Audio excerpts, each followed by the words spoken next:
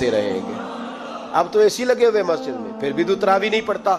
تو ایک تو عبادت کو ٹائم دیں, دوسرا قرآن مجید زیادہ سے زیادہ پڑھیں, رمضان میں زیادہ سے زیادہ پڑھیں, مسجدوں میں ٹائم دیں. مجھے دکھ ہوتا ہے جب رمضان میں بھی نماز کے بعد مسجد کو تالا لگتا ہے.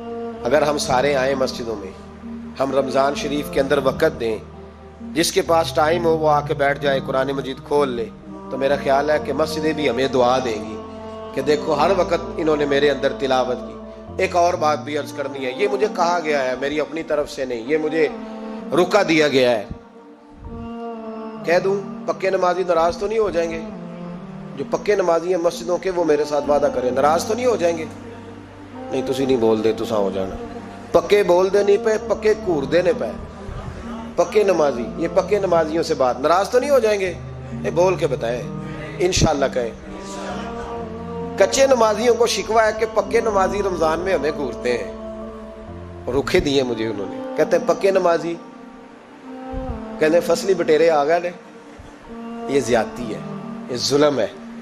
آپ پکے نمازی ہیں تو مہربانی کریں, آپ وہ جو آپ نے صف الاٹ کرائی ہے نا اپنے نام پکی, کہ ایتھے میں بھینا روز تو کتوں آ گیا, یہ چھوڑ دیں آپ, مہربانی کریں. یہ اللہ کا گھر ہے, یہ کسی کے نام رجسٹری ہو سکتی. جو آیا ہے نا بیچارہ, چلو کبھی کبھی صحیح, مہربانی کریں اس کو ٹائم دیں, بیٹھنے دیں, کچھ نہیں ہونے لگا.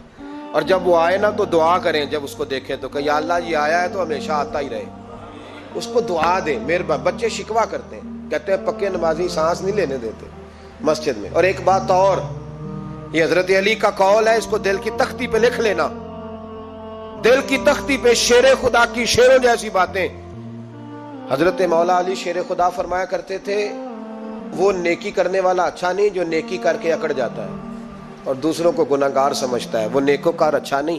فرمایا کرتے تھے اس سے وہ گناہگار اچھا ہے جو گناہ کر کے کم از کم شرمندہ تو ہوتا ہے نا. فرماتے ہیں جو گناہ کر کے شرمندہ ہو وہ زیادہ اچھا ہے اس سے جو نیکی کر کے اکڑ جائے. تو تھوڑی سی نیکی کر کے, پرہیزگاری کر کے ساری دنیا کو گناہگار سمجھنے لگ جانا, یہ تو بت پیدا کر لیا ہے تو نے اپنے اندر. اس بت کو توڑ دے. پتہ نہیں کون کب آئے اور اللہ کا ولی بن جائے.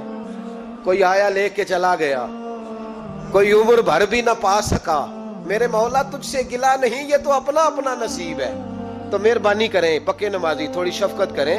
یہ میں سب سے نہیں کہہ رہا, جو گھورتے ہیں صرف ان سے کہہ رہا ہوں. کچھ پکے نمازی ہیں تو الحمدللہ دل کے بھی بڑے پکے ہیں, سوچ کے بھی بڑے پکے ہیں, اچھے ہیں, خوبصورت لوگ. لیکن کچھ ایسے لوگ ہیں, ہمارے شہر کے ایک ڈاکٹر صاحب ہیں, میں نے کہا آپ نماز مسجد میں پڑھا کریں. ان کی عمر کافی زیادہ ہو گئی ہے, تو کہتے ہیں حضرت میں پڑھوں گا انشاءاللہ. ان کو میں نے دوائی لینے گیا تو وہاں بھی میں نے بات شروع کر دی. میں نے کہا آپ مہربانی کریں, کہتے میں آؤں گا. کچھ دنوں کے بعد میں نے اس مسجد میں نماز پڑھی, اور خاص کر کے پڑھی کہ یہ ٹائم ہے. میں نے فون کیا کہ ڈاکٹر صاحب آپ نظر نہیں آئے, تو کہتے ہیں سب ناراض نہ ہو جان. نمازی مجھے کہتے تھے خیر ہے ڈاکٹر صاحب, کہیں غلط جگہ تبادلہ تو نہیں ہو گیا, کوئی مصیبت تو نہیں آ گئی؟ تو کہتا ہے مجھے شرم سی آتی ہے کہ نمازی اس طرح, ویسے بھی میں گیا نہیں, 60 سال عمر ہو گئی, تو اب نمازی تو یہ آپ کیا کر رہے ہیں؟ ہم کوئی اللہ کی رحمت کے منشی ہیں کہ ہم سے پوچھ کے وہ دے گا جس کو دے گا؟ کیا کرتے ہو؟ او بھائی, حضرت باجدید بستامی رحمت اللہ تعالیٰ علیہ جیسے لوگ کہا کرتے تھے جنہوں نے ساری زندگی جھوٹ نہیں بولا, حرام نہیں کھایا.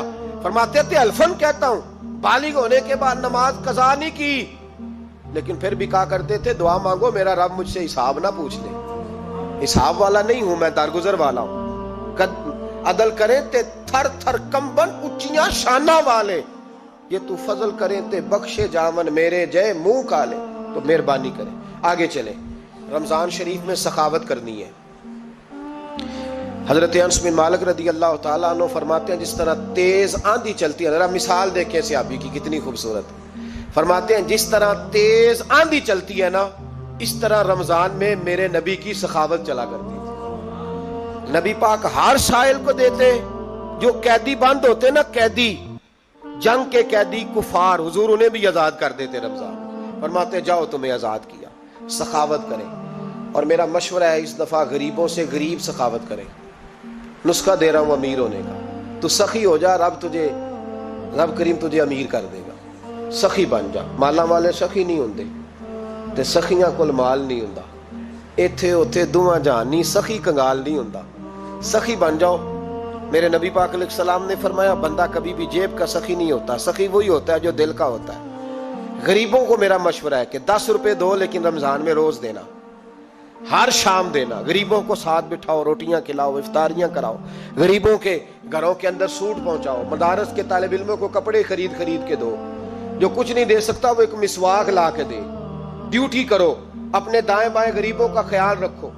جن گھروں میں اکثر دیکھتے ہو کہ دال کا شاپر جاتا ہے، وہاں رمضان شریف میں صبح صبح گوشت پہنچاؤ، مہربانی کرو۔ غریب امیر تو کسی کو تب دے گا جب اس نے ووٹ لینے ہوں گے، وہ تو وہاں زکوٰۃ دے گا جہاں سے اسے پتا ہوگا کہ میری تعریف اچھی ہوگی، وہ تو مسجد میں اس وقت خرچ کرے گا جب اس کا نام بار بورڈ پہ لکھا جائے گا۔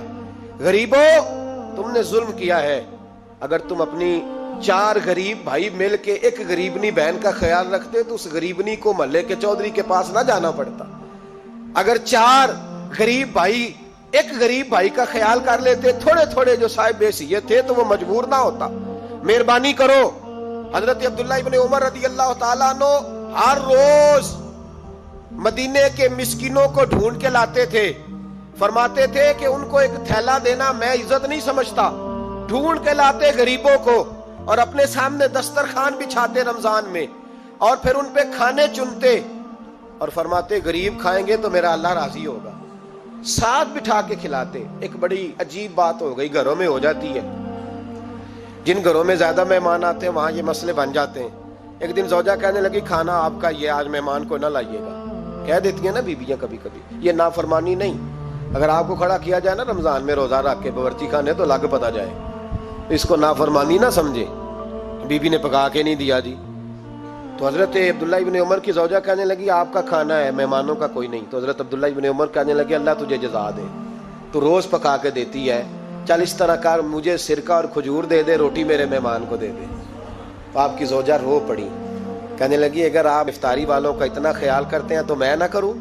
مجھے 10-20 منٹ کا ٹائم دے، میں اپنے اوپر وزن بوجھ ڈالوں گی، میں تھوڑی مشقت میں پڑوں گی، لیکن مہمانوں کے لیے افطاری کا ضرور بندوبست کروں گی۔ ہمارے ہاں تو افطاریاں بھی سیاسی ہیں، ووٹ اکٹھے کرنے کے لیے افطاریاں۔ اور ڈرو اللہ سے، کس کس نام پہ لوگ دنیا داری کریں گے، کس کس نام؟